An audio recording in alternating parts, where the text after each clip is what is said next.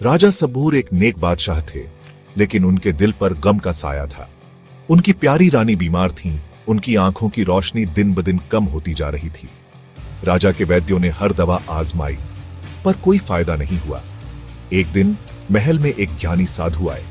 उन्होंने बताया कि बस एक ही इलाज है, जादुई गुल बकावली फूल, जो एक दूर देश में छिपा है।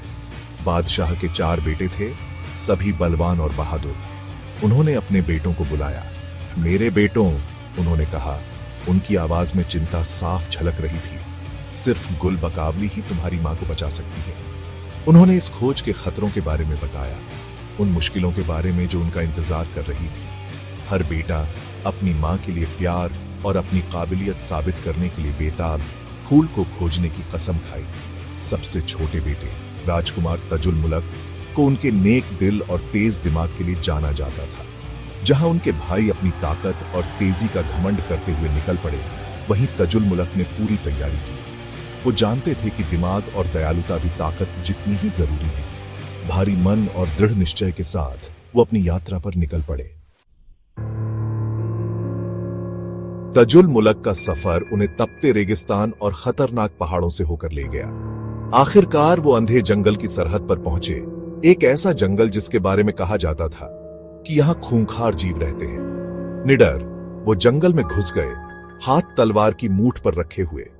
उन्होंने शरारती पिशाचों को चकमा दिया और एक खोए हुए भालू के बच्चे को उसकी मां को खोजने में मदद की, ये साबित करते हुए कि दयालुता से जंगली दिल भी जीता जा सकता है।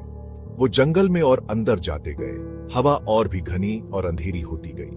उनका सामना एक विशाल मकड़ी से हुआ, जिसकी 8 आंखें अंधेरे में चमक रही थीं। तजुल मुल्क ने अपनी तलवार निकाली, पर मकड़ी बोली।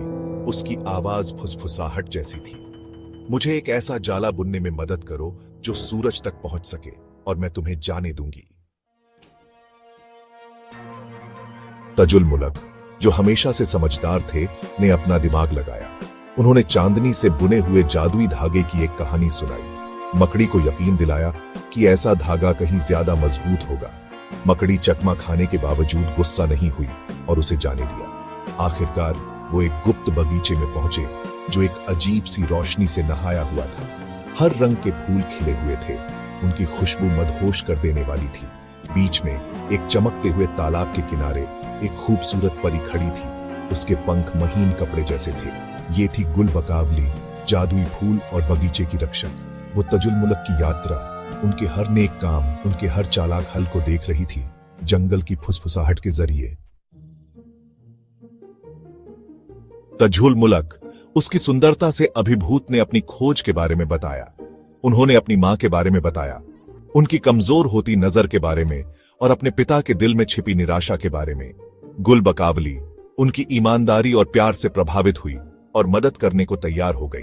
उसने गुल बकावली के पौधे से एक फूल तोड़ा, जिसकी पंखुड़ियां हजारों सितारों की तरह चमक रही थीं। अपने राज्य लौटकर तजुल मुलक ने फूल अपने पिता को भेंट किया। रानी को इसकी पंखुड़ियों से बनी एक औषधि दी गई। मानो जादू से उनकी आंखों की रोशनी वापस आ गई। पूरा राज्य खुशी से झूम उठा।